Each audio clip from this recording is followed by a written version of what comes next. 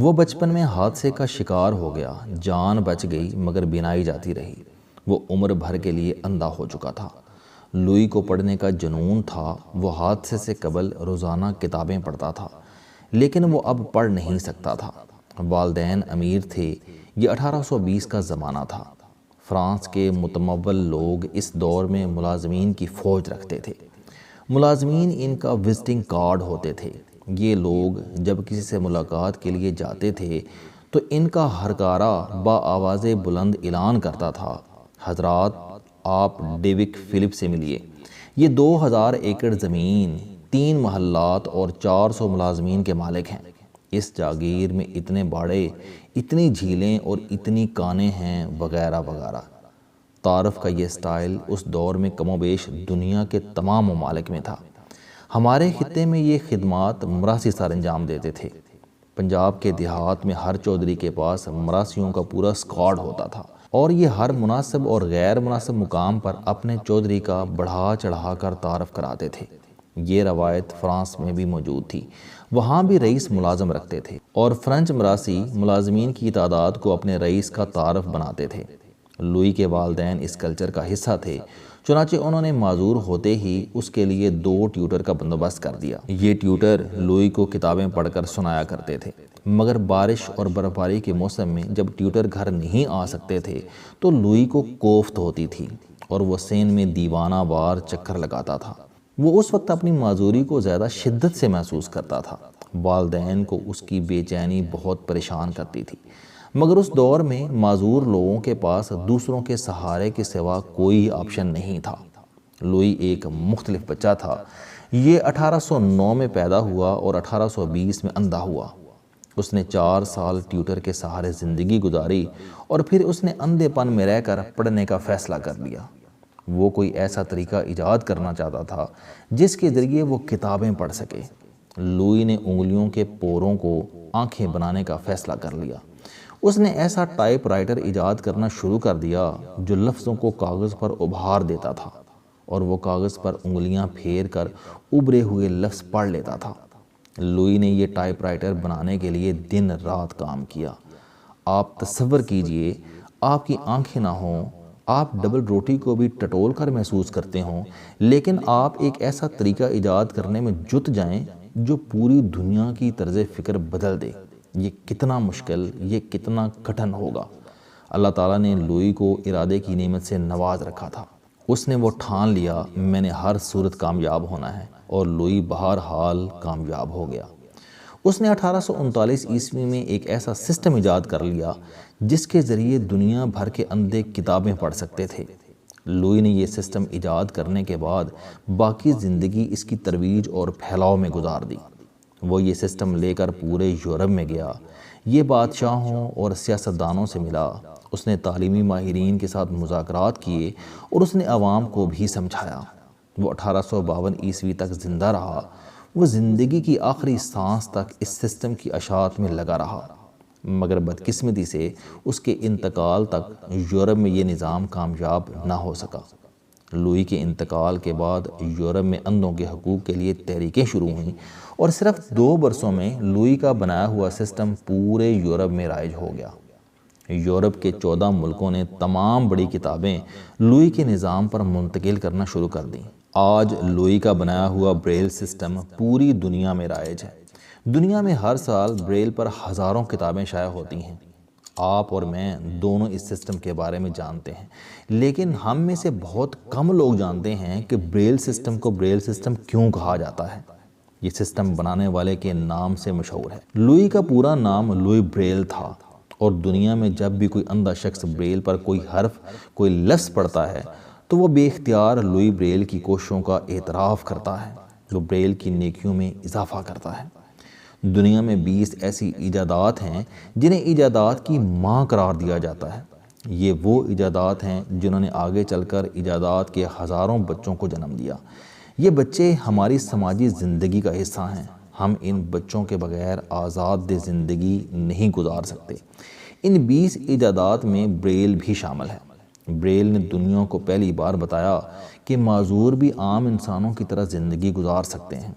چنانچہ بریل کے بعد ایسی سینکڑوں چیزیں ایجاد ہوئیں جنہوں نے آگے چل کر معذوروں کی زندگی آسان بنا دی، اور لوئی بریل اس ٹرینڈ کا بانی تھا۔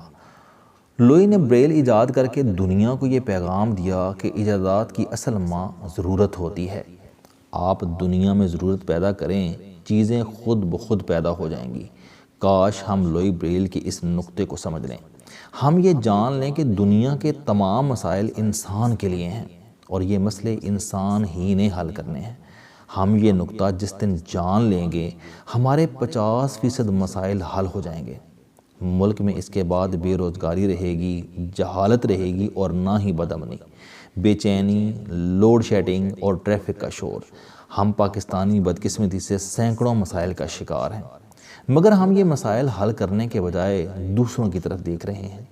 ہم یہ چاہتے ہیں کہ گلی میں گند ہم ڈالیں، گھر کا پانی ہم سڑک کی طرف نکال دیں، ہم سڑک پر اندھا دھند موٹر سائیکل چلائیں، ہم گاؤں میں ہسپتال بننے دیں اور نہ ہی ڈسپینسری، ہم سکول بھی کھلنے نہ دیں، ہم اپنے جیلی ڈگری ہولڈر بھائی کو سکول اور کالج میں ملازمت دلا دیں، ہم واپٹا کے کھمبے سے تار اتار لیں، ہم بلا ٹکٹ ٹرین میں سفر کریں، ہم سرکاری عمارتوں کے بلب چوری کر لیں، ہم معاشرے کے نالائق ترین شخص کو MP اور MNA منتخب کریں، اور ہم دن رات کبھی اسلام، کبھی پاکستانیت اور کبھی مشرقیت کی بنیاد پر دوسروں کو تکلیف دیں، مگر ریاست اس کے باوجود ہماری جان، مال اور عزت کی حفاظت کرے۔ یہ ہمیں صاف پانی بھی فراہم کرے، اعلیٰ تعلیم بھی، روزگار بھی، انصاف اور پاک صاف ماحول بھی۔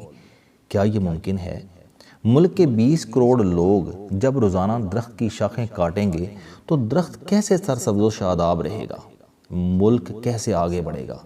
آپ لوئی بریل سے لے کر نیوٹن اور مادام کیوری سے لے کر آئنسٹائن تک دنیا کے تمام محسنوں کے پروفائل پڑھ لیں۔ آپ کو یہ جان کر حیرت ہوگی کہ یہ تمام لوگ اکیلے تھے، ان کے پیچھے کسی حکومت کا کوئی ہاتھ نہیں تھا، یہ تھے اور بس ان کی دیوانگی تھی، اور ان لوگوں نے آخر میں اپنے جیسے انسانوں کی زندگی سہل بنا دی۔ یہ لوگوں کی بے نور زندگی میں رنگ بھرتے چلے گئے۔ ہمارا معاشرہ بھی لاچار اور بیمار ہے۔ اس معاشرے کو بھی لوئی بریل جیسے لوگ چاہیے، ایسے لوگ جو بے بس لوگوں کا ہاتھ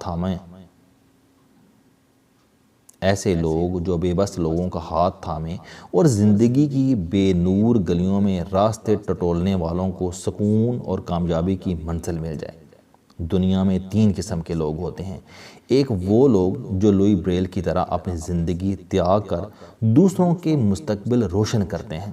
2 وہ لوگ جو لوئی بریل جیسے لوگوں سے سیکھ کر دوسرے لوگوں کو سکھاتے ہیں۔ اور تیسرے ہمارے جیسے لوگ جو مرنے تک آسمان سے نصرت اترنے کا انتظار کرتے ہیں، جو غیبی امداد کے انتظار میں عمر کا سفر رائگاں کر دیتے ہیں۔ ہمارے معاشرے کو پہلی قسم کے لوگ درکار ہیں، وہ لوگ جو مسائل حل کرنے کے لیے اپنی جان لڑا دیں۔ اللہ تعالیٰ انسانوں کو برابر صلاحیتیں دیتا ہے۔ آپ دنیا کے کسی کونے میں چلے جائیں، آپ کو دن 24 گھنٹے، مہینہ 30 دنوں اور سال 365 دنوں کا ملے گا۔ آپ کو دنیا کے تمام انسانوں کے منہ پر 2 آنکھیں، 2 کان، 1 ناک اور بدن پر 2 ہاتھ اور 2 پاؤں ملیں گے۔ ہم سب برابر ہیں، بس دنیا کی چند قومیں اپنے ان 2 ہاتھوں، 2 آنکھوں، 2 کانوں اور 1 ناک کا استعمال سیکھ لیتی ہیں، چنانچہ یہ آگے نکل جاتی ہیں، جبکہ ہم لوگ ان کا استعمال نہیں جانتے۔ ہم اپنے سارے حواس، اپنی ساری صلاحیتیں کھانا کھانے اور واش روم جانے میں خرچ کر دیتے ہیں۔ ہم لوئی بریل کی طرح وقت کو وقت سمجھ کر استعمال نہیں کرتے، ہم اسے انسانوں کی فلاح پر نہیں لگاتے۔ ہمارے لیے کس قدر ڈوب مرنے کا مقام ہے۔ لوڈ شیڈنگ ہم پیدا کرتے ہیں، مگر ہمارا یہ مسئلہ امریکہ، یورپ اور چین مل کر حل کر رہا ہے۔ دہشت گردی ہم پیدا کرتے ہیں، لیکن یہ مسئلہ دنیا حل کر رہی ہے۔ پولیو کے مریضوں میں اضافہ ہم کرتے ہیں، لیکن پولیو کی ویکسین بنانا اور پلانا دوسری قوموں کی ذمہ داری ہے۔ بے روزگار ہم ہیں، لیکن روزگار کا مسئلہ ہمارے دوستوں نے حل کرنا ہے۔ لڑتے جھگڑتے ہم ہیں، دوسروں کے مال پر قبضہ ہم کرتے ہیں اور دوسروں کی انا کچلتے ہم ہیں، لیکن ہمارے پیدا کردہ یہ مسئلے پولیس اور عدالتیں حل کریں گی۔ کیا دنیا میں ایسے ممکن ہے؟ کیا ہم اس اپروچ کے ساتھ زندگی گزار سکیں گے؟ میری آپ سے درخواست ہے آپ لوئی بریل بنیں۔ آپ اندھا رہ کر دوسروں کے ٹکڑوں پر نہ پلیں، آپ معاشرے کے گداگر نہ بنیں، آپ معاشرے کا لیڈر بنیں، بالکل جس طرح لوئی بریل نے بریل بن کر دنیا بھر کے اندھوں کی انگلیوں پر آنکھیں لگا دی تھیں، جو خود اندھیروں میں بھٹکتا رہا لیکن اس نے دوسروں کو علم کی روشن گلیوں میں اترنے کا راستہ دکھا دیا۔ السلام علیکم دوستو، علم دوستی چینل بنانے کا مقصد موٹیویشنل اور زندگی بدل دینے والی کہانیاں آپ تک پہنچانا ہے۔ مجھے خوشی ہے کہ آپ کو یہ ویڈیوز بہت پسند آ رہی ہیں۔ کوئی بھی شخص جو مایوسیوں میں گھرا ہو یا کوئی بھی شخص جو اپنی زندگی مثبت انداز سے گزارنا چاہتا ہے، اس کے لیے یہ چینل لائف چینجنگ ثابت ہوگا۔ میرا دعویٰ ہے کہ کوئی بھی شخص اگر اس چینل کی ویڈیوز دیکھ اور سن لے گا تو اس کی زندگی بدل جائے گی۔ اگر آپ کو یہ چینل پسند آئے تو اسے سبسکرائب کرنا نہ بھولیں تاکہ ہر نئی آنے والی ویڈیو آپ تک پہنچ سکے۔ اس ویڈیو کو دوسروں تک ضرور پہنچائیں کیونکہ یہ صدقہ جاریہ ہے۔